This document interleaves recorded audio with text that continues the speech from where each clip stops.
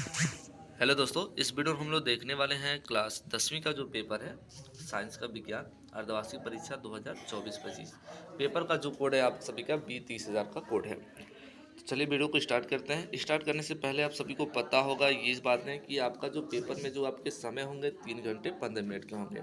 आपका जो पूर्णांक होगा वह 70 नंबर का होगा। तो प्रारंभ के ये बात ही आपको सबको पता होगा कि प्रारंभ के जो 15 मिनट होंगे परीक्षार्थियों को प्रश्न पत्र पढ़ने के लिए निर्धारित होंगे। ये आपका जो होगा खंड 2 खंडों में विभक्त होगा। खंड अ और खंड ब में आप सभी के विभक्त होंगे। खंड अ में आपके जो होंगे 20 बहुविकल्पीय प्रश्न पत्र होंगे और खंड ब में आपके जो होंगे 50 नंबर के वर्णात्मक प्रश्न होंगे। तो चलिए डायरेक्ट हम लोग क्वेश्चन को देखते हैं। पहला क्वेश्चन यहाँ पर ये कहा जा रहा है आपका कि 25 सेमी फोकस दूरी वाले लेंस की क्षमता कितनी होगी। तो देखिएगा फोकस दूरी दे रखा तो लेंस की क्षमता का जो सूत्र होता है P बराबर 100/f होता है। तो हम लोग एफ की जगह पे कितना रख देंगे 100 आपका हो जाएगा। फोकस दूरी आपका दे रखा 25 चौको आपका हो गया 100 प्लस का 4 डायोप्टर हो जाएगा। राइट आंसर ए वाला क्या हो जाएगा करेक्ट हो जाएगा। नेक्स्ट क्वेश्चन क्या रहा ध्यान से देखिएगा। एक वस्तु उत्तल लेंस के सामने 2f पर रखी है तो उसका प्रतिबिंब क्या होगा। तो उसका जो प्रतिबिंब बनता है ना देखिएगा 2f पर ही बनता है। क्या बनता है 2f पर ही बनता है। नेक्स्ट क्वेश्चन हम लोग देखते हैं।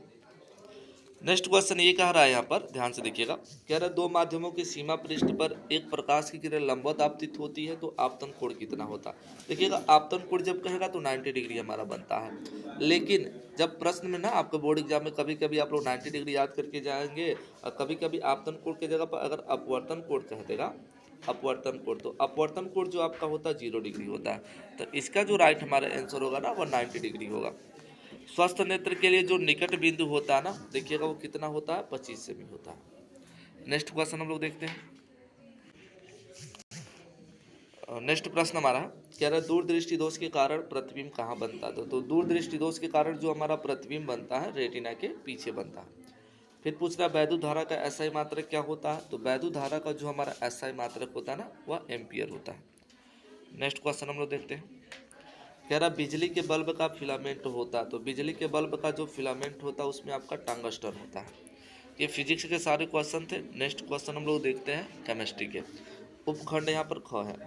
कह रहा सूर्य के प्रकाश में अपघटित होने वाला लवण कौन सा होता है। तो AgCl होता है। AgCl जो होता है सूर्य के प्रकाश में अपघटित होने वाला लवण होता है।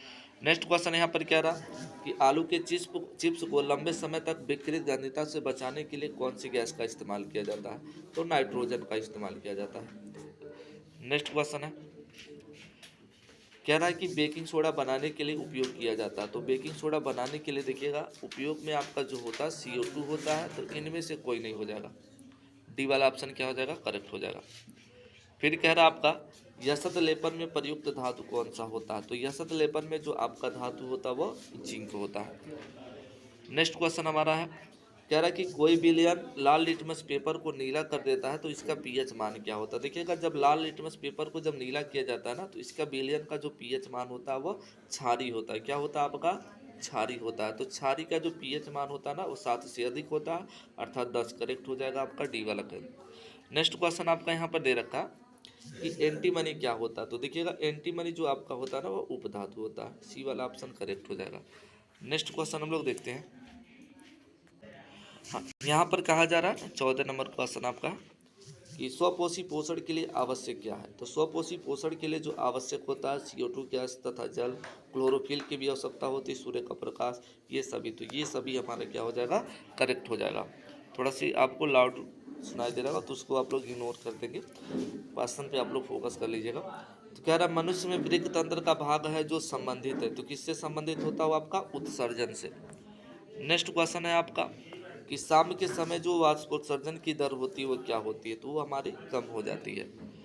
नेक्स्ट क्वेश्चन हमारा जो है इंसुलिन की कमी से क्या होता है। तो देखिएगा इंसुलिन की जो कमी से हमारा होता है मधुमेह रोग होता है। नेक्स्ट क्वेश्चन हमारा है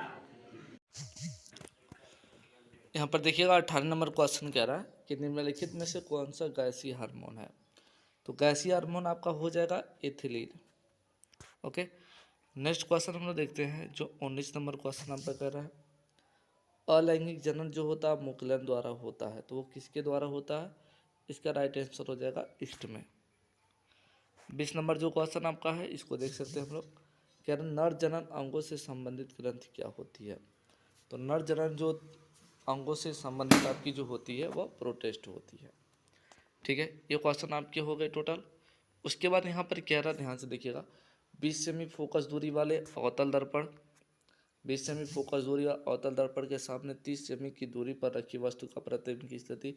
अब इसका मैं आंसर बता रहा हूँ, सॉल्यूशन वो मैंने बता चुके हैं, तो वहाँ से आप लोग देख लेंगे, अभी जस्ट बता रहे हैं। फिर इसके बाद देख लीजिएगा, ये क्वेश्चन आपका है, एक दूरदृष्टि दोष वाले मनुष्य का निकट बिंदु आपका 150 सेमी है।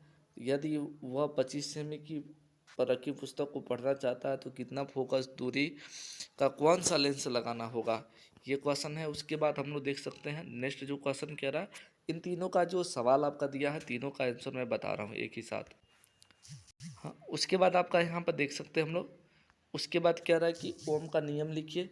यदि 5 ओम के प्रतिरोध तार में 12 वोल्ट का विभवांतर उत्पन्न हो रहा है तो प्रवाहित धारा का मान क्या होगा। तो इन तीनों का जो मैं आंसर हो रहा है एक साथ बता रहा हूँ, उसको आप लोग देख लीजिए। ओके, हाँ, तो देख सकते हैं आप लोग, इस तीनों का आंसर जो है यहाँ पर मैंने बता रखा है। तीनों का आंसर यहाँ पर पहला का जो आंसर था जो आपका 20 सेमी है, तो अवतल दर्पण की जो फोकस दूरी थी अब 20 सेंटीमीटर है, वस्तु की जो दूरी आपके है -30 सेंटीमीटर, और वस्तु का प्रतिबिंब आपको याद करना था, दर्पण के सूत्र से लगाएंगे 1/f बराबर 1/v प्लस 1/u। उसके बाद हमारा ध्यान से देखिएगा, फोकस दूरी दे रखा था -20 सेमी और आपका वस्तु की दूरी दे रखा था -30 सेमी। तो प्लस में माइनस का गुणा होगा तो यहाँ पर माइनस हो जाएगा, इधर माइनस इधर आएगा तो ये प्लस हो जाएगा, इधर इधर आएगा तो प्लस हो जाएगा। ऑलरेडी ये माइनस में 1/20 है। 30 और 20 का जो लॉस हो आपका होगा 60 होगा। 30 से हम लोग 60 में भाग करेंगे, 30 दूनी 60, 2 बचेगा। माइनस से तो माइनस होगा, 20 से हम लोग 60 में भाग करेंगे तो 3 होगा। तो 1/, क्या हो जाएगा, भी हो जाएगा। उसके बाद ध्यान से देखिएगा, यहाँ पर जो आपका होगा u का मान, u में आपका भाग करेंगे तो -60 सेमी, तो आपका वस्तु का जो प्रतिबिंब होगा वो -60 सेमी होगा।